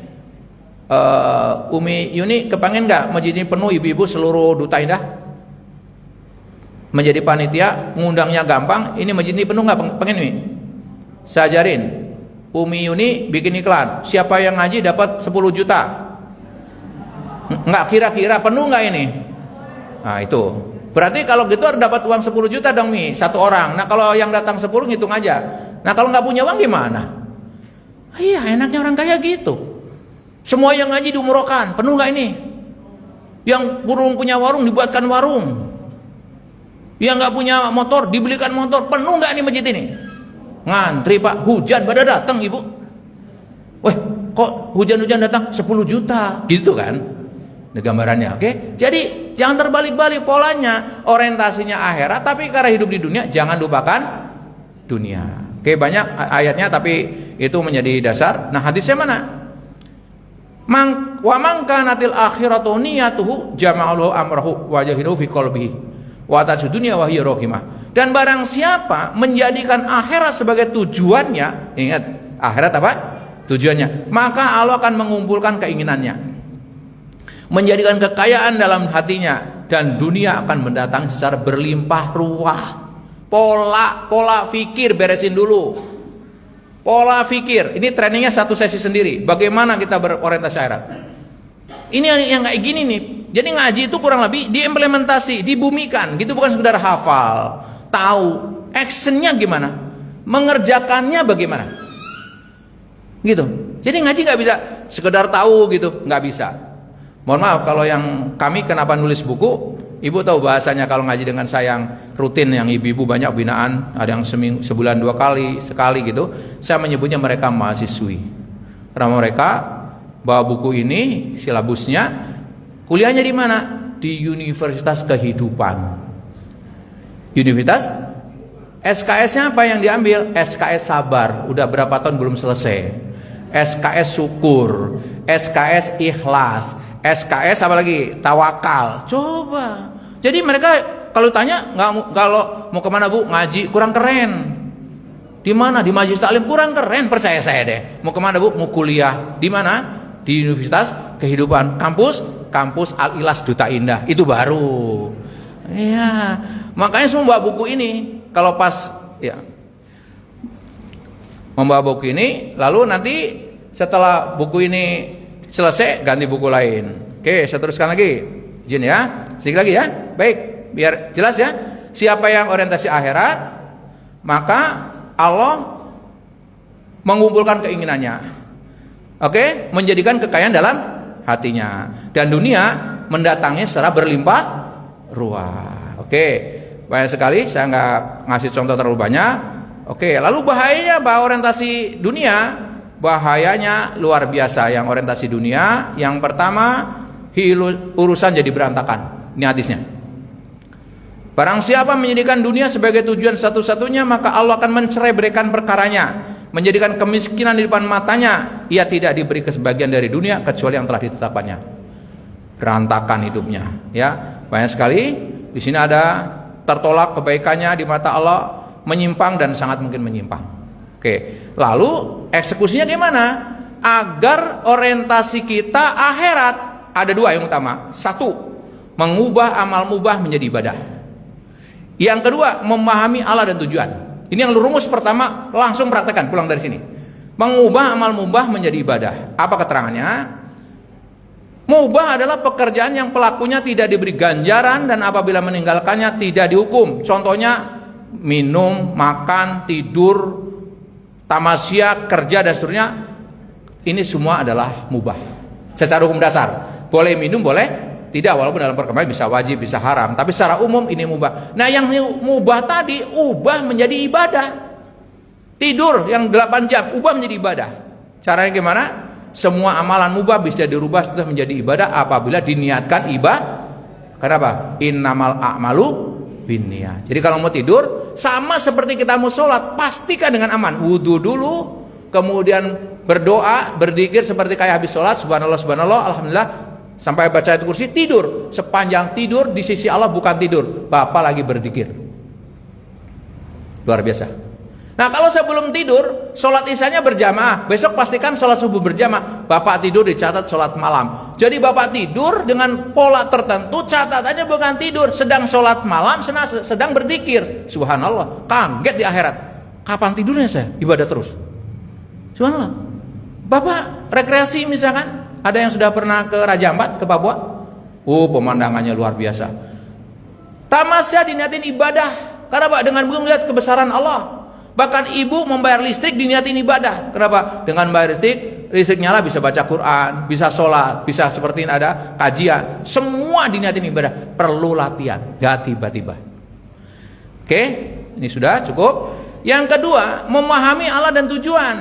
Oke, ini saya tanyakan. Ya, memahamkan diri kita mengenai perbedaan antara Allah dan tujuan dalam semua hal. Ini supaya kita tahu bahwa alat atau perantara jangan sampai kita jadikan tujuan. Mencari dunia alat apa tujuan? Mencari dunia alat apa tujuan? Alat. Ketika dapat dunia untuk apa? Beramal, naik haji. Oke. Ngaji ini alat apa tujuan? Alat. Dan ngaji ibu amalkan semuanya. Bukan selesai di ngaji. Orang selesai di ngaji. Sholat. Puasa itu alat apa tujuan? Alat. Contohnya tentang Ramadan. Ya ayyuhalladzina amanu kutiba alaikumusiyam kama kutiba alal ladzina min qablikum la'alakum takut. Goalnya puasa menjadi takwa. Berarti puasa alat agar kita menjadi orang maka enggak, orang banyak salah. Selesai sholat, selesai puasa, selesai juga. Berarti dia puasa sebagai tujuh. Nah, ini ada bukunya. Judulnya Inspirasi Menghidupkan Ramadan dan Ramadankan Hidup. Insyaallah Januari terbit. Oke, paham ya? Bedakan alat dan tujuan. Kita punya mobil, alat apa tujuan? Alat. Dengan punya mobil bisa untuk ngaji, nganter orang yang sakit. Kalau jadikan tujuan jadi bangga dong. Gak ada manfaatnya, lupa untuk apa ini? Untuk pamer, neraka dong kita. Oke, baik. Nah, inikah orientasi hidup kita? Uang, rumah, kendaraan, perhiasan, pekerjaan, perkawinan, anak-anak dan jabatan, kekuasaan dan sebagainya. Ingat, banyak orang kaya mati bunuh diri. Adolf Merkel, orang terkaya di Jerman, mati bunuh diri. Kalau kita baru level duta indah, nggak ada apa-apanya. Ini level Jerman, karyawannya banyak sekali. Kalau kita baru kelas RT RW, belum ada apa-apanya. Ini Vargas, presiden Brazil, mati bunuh diri menembakkan jantungnya dengan pistol, tembak. Ibu-ibu nih, Marilyn Monroe, kaya, cantik, terkenal, mati bunuh diri. Ya, Terra Costa, dokter Prancis, mati bunuh diri. Dale Carnegie, profesor, doktor, pendeta, psikolog, penasihat 4 presiden Amerika, nulis buku manajemen stres, mati dalam keadaan stres, bunuh diri. Coba, Michael Jackson mati bunuh diri. Karena apa? Ini semua yang dia punya alat, bukan tujuan. Jadi harus paham ya. Ibu ngaji bukan tujuan, alat mencapai tujuan. Ibu kan kesini datang. Terus setelah diskusi dengan Umi Yuni, oke, buku yang dikupas ini banyak buku saya. Saya tanya, mau tema lain silakan, saya ikut aja. Tapi kalau saya mengajukan ini karena dasar untuk merubah mindset kita. Udah, kata itu lebih baik, kata Bu Yuni itu baik. Oke, kita buka ini. Ini hanya untuk alat, bukan tujuan. Dengan tahu pola, Bapak praktekkan mencapai pola yang mengantar kita ke surga. Alat. Oke. Coba kita, uang alat apa tujuan? Alat. Yuk kita lihat. Dengan uang mungkin kita bisa beli obat, tapi bukan beli sembuh. Setuju enggak? Dengan uang bisa beli obat, tapi tidak bisa beli sembuh. Kalau uang bisa beli sembuh, orang kaya nggak ada yang sakit. Nih contohnya, wanita ini hambur-hamburkan uang di rumah sakit, minta penyakitnya disembuhkan dokter di daerah Harbin, Tiongkok. Dia datang bawa mobil, mobilnya orang kaya banget, nanya sama dokter, dokter kanker saya bisa disembuhkan? Enggak, buang uangnya. Ngapain punya uang kalau nggak nyembuhkan? Salah dia, coba ngaji ke Al-Ikhlas, sembuh dia.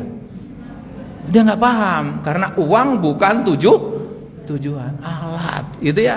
Oke, uang mungkin bisa beli kasur mewah, tapi bukan beli tidur yang nyenyak. Apa pasti yang tidurnya 100 juta lebih nyenyak daripada kasur yang 1 juta yang kredit? Ayo, pasti enggak. Bisa jadi, mohon maaf, security kita bisa lebih nyenyak dari, karena uang hanya bisa beli kasur yang empuk, tidak bisa beli karena Pak, uang alat. Oke, dengan uang mungkin bisa beli darah, tapi tidak bisa beli nyawa. Dengan uang mungkin bisa beli jabatan, tapi bukan beli kehormatan. Sekarang kan ada di sebelah sana negerinya, dengan kehormatannya makin hina. Karena apa? Ya mungkin dengan uang bisa beli jabatannya, dengan kekuasaannya gitu kan, tapi tidak bisa beli kehormatan. Sedih nggak sih kalau jadi pemimpin diledekin gitu? Misalkan ada, jangan kemana-mana. Contoh lah gitu ya. Mudah-mudahan tidak ada di sini ya, nggak ada lah ya. Ada juga paling sedikit ya. Oke. Dengan uang mungkin bisa beli buku, tapi bukan beli ilmu. Jadi nggak usah banggalah di rumah saya banyak buku. Karena apa? 100 juta perpustakaan ibu lengkap. Tapi kalau nggak pernah dibaca, ada ilmunya nggak? Oke. Baik, masih banyak yang dikupas, tapi saya ingin mengantarkan bahwa kalau dijadikan pertemuan-pertemuan yang akan datang atau buku nanti ibu baca bukunya, maka ini baru dari 3 pola. Tadi pola pertama, pola pikir, orientasi akhirat, berpikir positif belum, karena panjang juga. Berpikir kreatif, ini buat bapak-bapak, ibu-ibu kreatif yang tadinya dia bagaimana menghasilkan, yang tadinya komunikasi dengan anak bisa menjadi harmonis, di pola pikir kreatif. Pola produktif, ya. Kemudian setelah pola pikir selesai, ibu diajak berrekreasi dengan pola hati. Yang pertama adalah bening hati, ada syukur, ada sabar dan sebagainya. Ini yang kita pelajari. Setelah ini sudah, baru pola kerja ya nanti. Baik, saya akan membacakan beberapa pertanyaan yang semoga semampu yang bisa saya jawab, saya jawab. Yang belum kita diskusikan bersama. Bagaimanapun juga keterbatasan ilmu saya. Yang pertama, saya urut dari yang di atas. Bismillahirrahmanirrahim. Izin bertanya Ustadz, bagaimana memotivasi diri supaya istiqomah dalam kebaikan, contoh menghafal Quran? Terima kasih. Jawabannya sederhana. Ibu sering lupa loh jawabannya. Bagaimana bisa istiqomah ya Ustadz? Ya istiqomah aja. Terus gimana? Sering kita aneh ya. Bagaimana biar sabar? Ya sabar aja tuh. Nah, ini jawaban pendeknya Bu, jawaban temanya. Ya sudah istiqomah. Ini yang pertama. Yang kedua, biar istiqomah bikin impian yang tinggi yang tidak boleh ditawar. Misalkan apa? Saya ingin misalkan ini mempersembahkan mahkota kepada ibu saya di surga. Harga mati. Saya di dunia nggak sempat membahagiakan orang tua saya. Saya ingin di akhirat ingin menghadiahkan mahkota kepada orang tua saya karena hafalan Quran saya. Misalkan. Jadi impiannya harus tinggi sekali. Kedua, saya ingin dicahai dalam Quran, jadi dalam kubur. Karena di kubur gelap. Quran yang akan mencahai saya. Saya ingin di akhirat mendapatkan syafaat karena hari itu hari sulit sekali. Quranlah syafaatnya. Jadi mimpi yang tinggi.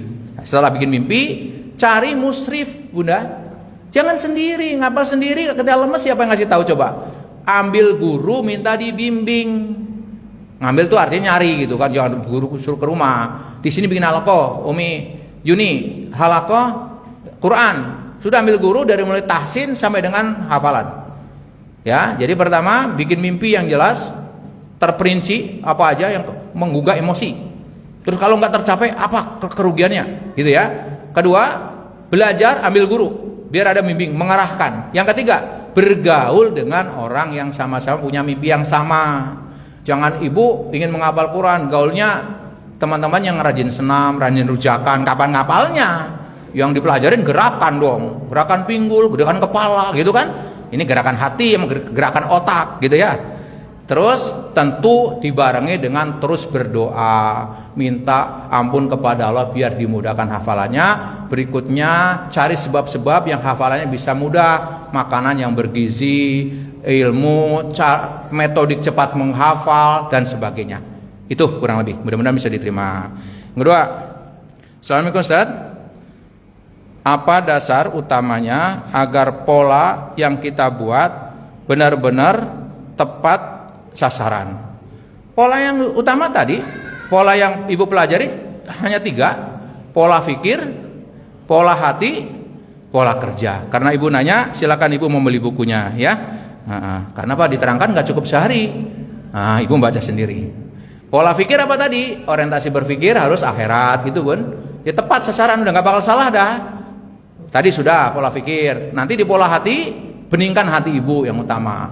Beningkan. Kalau bening hati, ibu bisa melihat yang rata-rata orang tidak lihat. Kalau ibu udah bisa melihat, ibu bisa melakukan yang rata-rata orang tidak lakukan. Misalkan Bu, ketika ibu disakiti, orang merasa, dihina saya. Orang yang bening hati tidak. Alhamdulillah adalah ada memaafkan. Jadi begitu disakiti, maafkan. Dengan memaafkan, berarti saya termasuk orang bertakwa. Kalau seorang bertakwa, saya akan dapat jalan keluar, dapat rezeki dari sangka-sangka, kemudahan dan sebagainya. Pola hati. Nanti makanya di pola hati satu pertemuan itu.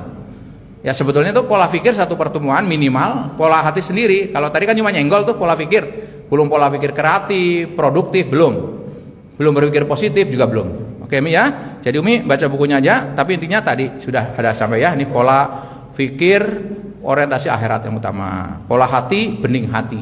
Oke. Pola kerja, bersegera dalam kebaikan. Faida faroh tafan sob. Selesai satu kerjaan segera kerja lain. Ketiga, Bismillah. Takdir apa yang harus saya lakukan untuk saya yang sudah lanjut usia? Siapa bilang ibu lanjut usia? Ibu masih ABG, ya baru gede pikirannya. Tidak ada istilah terlambat ibu. Untuk usia yang sudah lanjut, bagusi ibadah yang ibadah kita insya Allah sesuai dengan tuntunan Rasul. Jangan sampai kita melakukan ibadah tidak dengan ilmu. Coba Bunda kembali lagi setorkan sholat Bunda kepada guru, dari mulai niat sampai selesai. Setorkan cara wudhu Bunda. Jangan-jangan wudhu kita belum sesuai dengan sifat wudhu Rasul, agar aman. Karena kita nggak tahu umur kita. Kalau tiba-tiba diambil, ibadah yang ada diterima. Ini yang pertama. Kembali setorkan ibadah, terutama sholat, wudhu. Setelah itu amalan yang paling hebat untuk orang tua, istighfar yang banyak. Kemudian hentikan sekecil mungkin community yang mengurangi pahala ibu. Jangan seperti ibu punya kantong besar, semua masuk barang-barang, sampai di rumah dibuka kosong. Kenapa? Kantongnya bolong. Hati-hati. Jadi pesan saya yang sudah sepuh-sepuh, nggak usah ikut-ikutan yang muda kebanyakan selfie lah ya. Tahajud, umroh, hati-hati. Sedikit aja lah kalau kepingin, namanya penyoba. Jadi banyak tadi pastikan ibadah kita dengan ilmu. Baca Quran kita setorkan lagi. Bener nggak saya baca? Misalkan gini Bun, kalau betul ibu orang tua kayak saya, berarti saya udah tua. Buktinya Pak, di kampung saya dulu, ini hanya contoh, ketika baca Quran begini iramanya. Gak tahu di kampung orang lain ya, ini kan beda-beda. Kebetulan mungkin orang tua saya sama kakek saya yang terbatas ilmunya, tapi saya bersyukur dengan mereka, semoga Allah mengampuni. Begini kalau baca ta'awud, a'udzu billahi minasyaitonir rajim, bismillahirrahmanirrahim. Ada yang pernah ngalamin ini? Ada nggak? Ada ya Pak? Pertanyaan saya, betul nggak secara kaidah tajwid ini?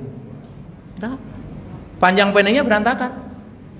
Coba, a'udzubillah, lahnya berapa ketuk?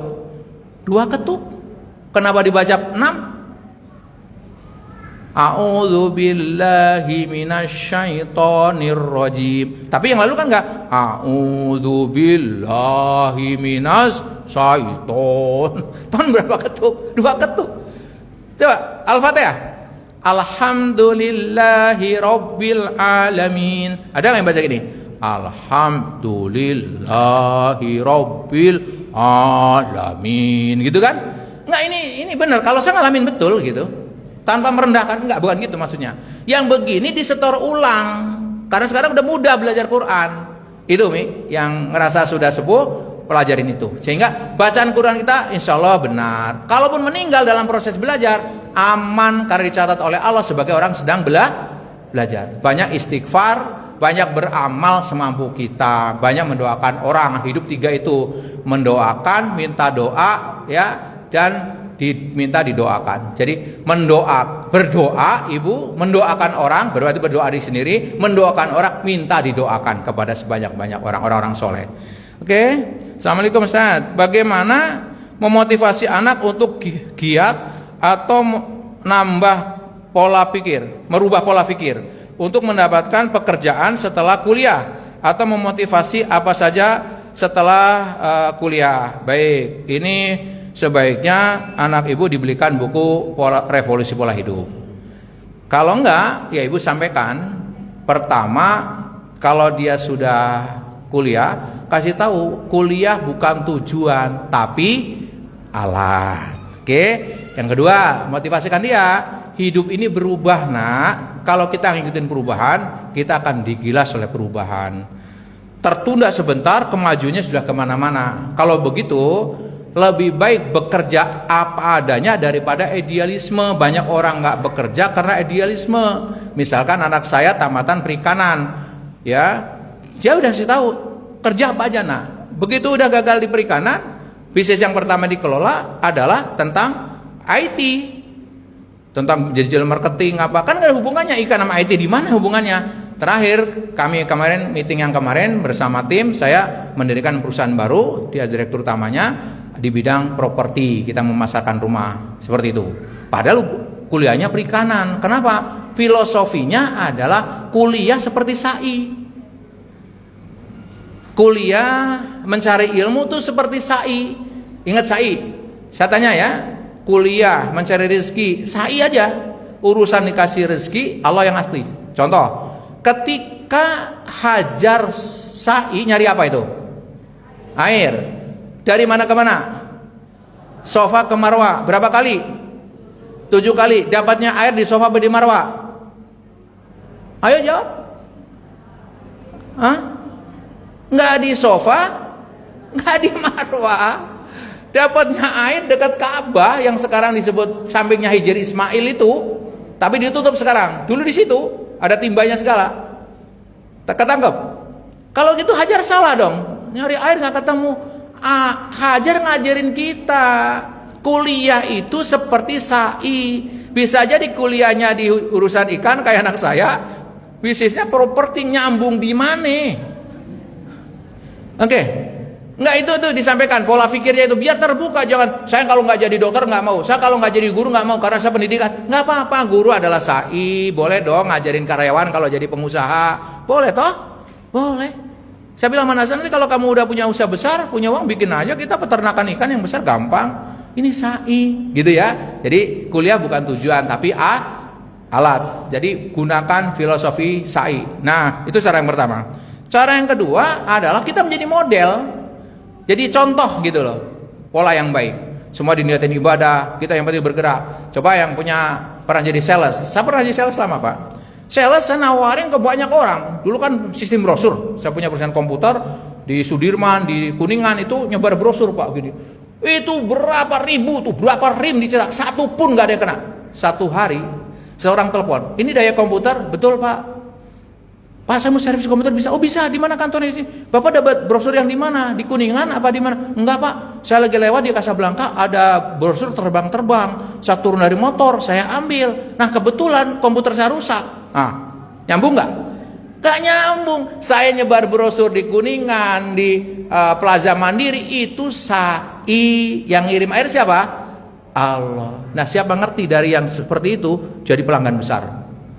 Real itu Pak. Jadi lakukan sekarang tugas kita, ajarkan kepada anak kita, lakukan sa'ina, biarkan yang ngasih air adalah Allah, gitu ya. Oke, satu lagi, Ustadz, apakah boleh niat sedekah supaya mendapatkan balasan yang berlipat ganda dari Allah, atau niat sedekah supaya hajatnya tercapai? Begini, pertama pahamkan bahwa satu yang tidak pernah bisa dilakukan Allah, mengkhianati janjinya. Jadi kalau Allah berjanji pasti ditepati. Kalau Allah berjanji bahwa orang bersedekah akan dibalas berlipat ganda. Kalau orang sedekah dijauhkan dari malapetaka dan bahaya. Kalau orang sedekah dikabul hajatnya. Sudah, niat itu urusan Allah. Niat kita apa? Saya niat karena Allah. Sudah. Jangan dibalik-balik. Karena tugas Allah itu bukan pembantu kita, Bu, bukan diatur-atur. Ya Allah, saya mau sedekah ya. Mudahkan urusan saya, kalau enggak saya nggak mau sedekah. Mau gitu? Enggak lah. Bismillah ya Allah, saya sedekah karenamu, urusanmu lah segalanya. Lebih enteng. Artinya iman kita tak pasti jawaban Allah. Bahkan apa kata Allah? Rezeki orang yang memberi makan kepada orang lain dibukukan Allah berkah. Di sini kami sudah pernah dibuka. Balasan orang yang memberikan makan kepada orang lain seperti lebih cepat balasan dari Allah diberi rezekinya lebih cepat daripada orang yang memotong puluh kontak.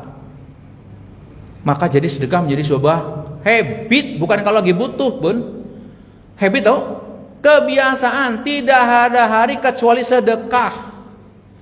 Bangun tidur, pastikan kita sedekah. Kalau bapak-bapak yang ke masjid, bawa, taruh di masjid. Kalau enggak, sedekah. Sekarang kan banyak sistem apa itu? Elektrik itu, tinggal tempel bisa. Atau transfer. Kalau enggak bisa, transfer ke Anda lah, terbuka 24 jam. Silahkan gitu ya. Jangan banyakkan alasan lah. Ya, saya nggak ke masjid, saya hujan. Nah, emang nggak bisa? Bikin. Bahkan saya menyiapkan celengan itu. Kalau malas taruh di celengan itu. Saya nggak maksa untuk ke saya. Silakan. Gratis tuh Bu. Kalau ibu-ibu yang mau, saya kirim ke Bu Yuni. Berapa banyak silakan diperlukan. Saya kirim itu. Gratis. Agar tuh melatih setiap kita pasti sedekah. Sehari semalam minimal 1. Kenapa? Kita yang butuh sedekah, bukan orang yang terima sedekah. Saya ulangi, siapa yang butuh sedekah? Kita. Karena dengan sedekah dimudahkan, diberkahkan, gitu kan? Yang butuh kita. Nah kita berpikir yang butuh anak yatim. Loh, bisa jadi sebab sedekah itu di saat kita tidur ada doa melangit. Siapa itu? Orang miskin yang kita bantu, santri yang kita tolong. Subhanallah. Begitu ya. Jadi niatnya diuruskan karena Allah. Nggak usah kotak-katik tentang balasan, karena itu udah pasti dibalas. Semakin ibu ikhlas, semakin dibalas pun. Semakin ibu ngatur, semakin sulit. Karena apa? Orientasi dunia. Ketika orientasi dunia diberantakan. Ya walaupun ada sebagian narasumber yang mohon maaf ya, ngotak-atik sedekah kebablasan ya, itu bukan, saya nggak mereferensi lah. Sebab yang ngajarin sedekah berantakan, yang ngajarin sedekah begini-begini punya matematik sedekah, dia juga berantakan sekarang jadinya kan. Itu jadi pelajaran. Nggak ngomongin orang, cuma ngomong ini ambil pelajaran gitu ya. Dan saya nggak nyebut nama sekali, tapi kayaknya begitu. Kenceng banget kalau ngomong sedekah. Nah sekarang kena masalah, kok dia nggak bisa menyelesaikan? Ya memang sedekah bukan matematik seperti kita di sini, itu urusan Allah, bukan wilayah kita lah. Jangan terlalu yang kayak gitu. Cukup tambahkan iman, ketika orientasinya akhirat, selamat kita. Oke, berikutnya. Assalamualaikum Ustaz. Waalaikumsalam. Afwan Ustaz, izin bertanya, pola seperti apa yang harus dilakukan apabila anak yang sudah berumur 25 tahun tapi sholat subuhnya harus selalu dibangunkan? Gimana caranya? Umur 25 tahun berarti kan udah dewasa, sholat subuhnya masih dibangunkan. Yang pertama, berdoalah kepada Allah dengan penuh khusyuk. Kedua, sampaikan kepada Allah, ya Allah, saya ridho terhadap anak saya apapun kondisinya. Ridho dulu, nggak boleh ada ganjalan. Kalau kita udah kesal sama anak kita, ingat, ridho Allah tergantung ridho kedua orang tua. Kalau gara-gara sholat subuhnya terlambat, orang tuanya kemudian kesal, membuat tidak ridho, semakin sulit turunnya hidayah. Jadi kata kuncinya, doakan ridho orang tuanya, ridho. Ya Allah, takdirkan, ya saksikan saya ridho apapun kondisi anak saya. Takdirkan ridho saya kepada anak saya menjadi turunnya ridhomu kepada anak saya dan kepada kami semua. Yang ketiga, ini pola pikir dulu. Pertama tadi doakan, kedua ridho, yang ketiga Pak, tetap berpikir positif. Insya Allah pada waktunya anak saya dapat hidayah dan pasti soleh. Bisa aja di sekarang belum, suatu hari akan terus. Jangan dia udah salat, mau jadi apa kamu subuh terlambat terus? Mau jadi apa kamu terus begitu? Mau jadi apa? Ya, hati-hati itu ya. Yang berikutnya tindakan. Ibu berikan contoh. Misalkan dibuat sistem di rumah. Kalau di rumah saya jam 3 jam 4 itu udah terang, lampunya diterangkan semua. Nah, bikin roti bakar, bikin apa? Jadi pagi-pagi kayak sahur. Nanti baru makan paginya agak siang. Dibuat sistem. Kasih tahu, musyawarah dulu, besok kita bangun pagi anak ya, gitu kan. Besok lagi kita bangun pagi ya. Nggak apa-apa ngomong berapa kali, lama-lama berubah. Jadi jangan bosan, kita baru awas ya kalau bangun pagi ya. Ya ngomongnya udah ngeselin gitu, gimana siapa yang tertarik? Ya, diajak ngobrol. Yuk kita latihan, besok bangun pagi begini fadilahnya, berkah Allah turun dan sebagainya. Orang sukses diawali dari pagi. Itu caranya Bunda. Jadi kita jadi model dulu. Pastikan kita bangunnya lebih pagi dari dia. Terus begitu. Insya Allah dengan izin Allah berubah. Jadi jangan kita hanya nunjuk orang lain sementara kita tidak. Yang kedua, mengandalkan kemampuan kita tidak. Kita harus berdoa kepada Allah, berhusnudon, kemudian ridho. Baik. Dari bapak-bapak ada yang mau tanya? Silakan. Kalau tadi kan dari ibu, silakan kalau bapak-bapak ada yang bertanya.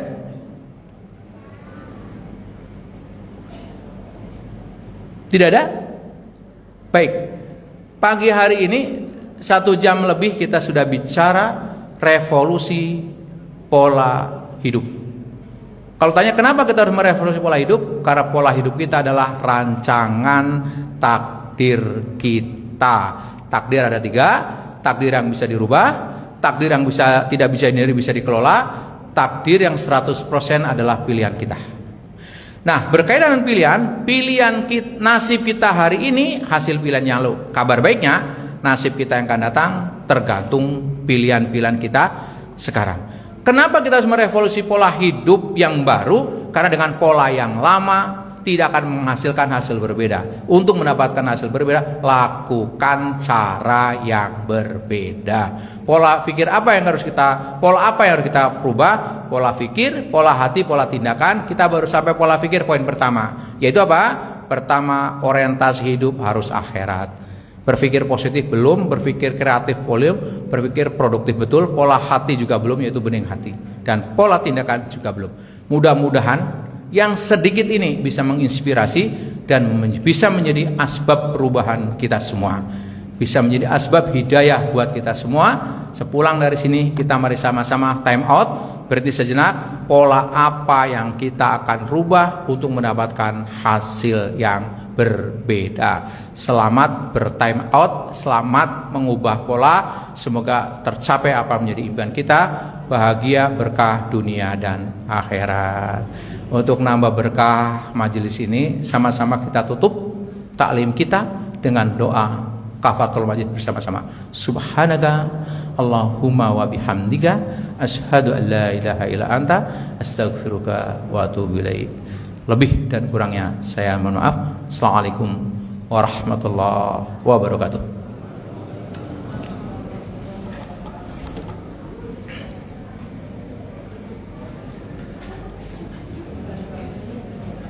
Waalaikumsalam warahmatullahi wabarakatuh. Jazakumullahu khairan untuk Ustaz Rahmat Abu Bakar. Semoga ilmu yang disampaikan bisa menjadi ilmu yang bermanfaat bagi kita semua. Amin, amin. Dan diamalkan. Amin. Untuk pekan depan, yaitu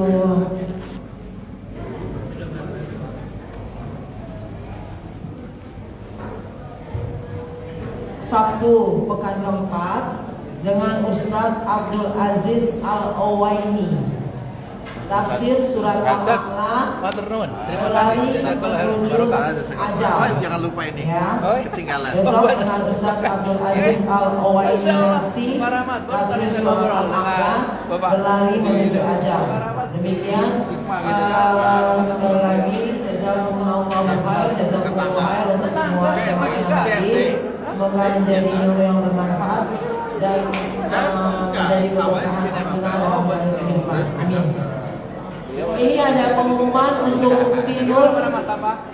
Uktinur yang ikut rinla, hubungi panitia rinla setelah kajian. Uktinur Lama nggak ke Baitul Ma'mur? Setelah kajian. Jazakillahu khairan. Oh gitu ya. Boleh dicoba Kak, lain waktu. Hah? Rumah di Bogor kan? Ya, saya rumah ada dua, bukan dua lah ya. Posnya ada dua, kadang di Bogor, kadang di Harapan Indah. Jadi kadang karena di sini kan ada pesantren juga di Bekasi kan, di Muara Gembong. Kalau di Bogor tadi yang Pak Bondan suka apa namanya ke sana juga suka. Ini Pak Ustaz. Kalau yang di Ciang sana Bukan yang di Cibatok yang di Pamijahan. Lah kan itu pemilihan mereka ke rumah Bondan ya? Iya, kan suka main sepeda ke tempat kami. Kalau sampai Ustaz bisa di sini. Belum lama dia main sepeda. Berapa jauh? Kalau itu? Ya, kalau dari sini Dari paling rumahnya 2,5 jam. Dari rumah Bondan? Oh, dekat sekali. Ada kan saya main aja. Kalau ke rumah Bondan main aja. Ya.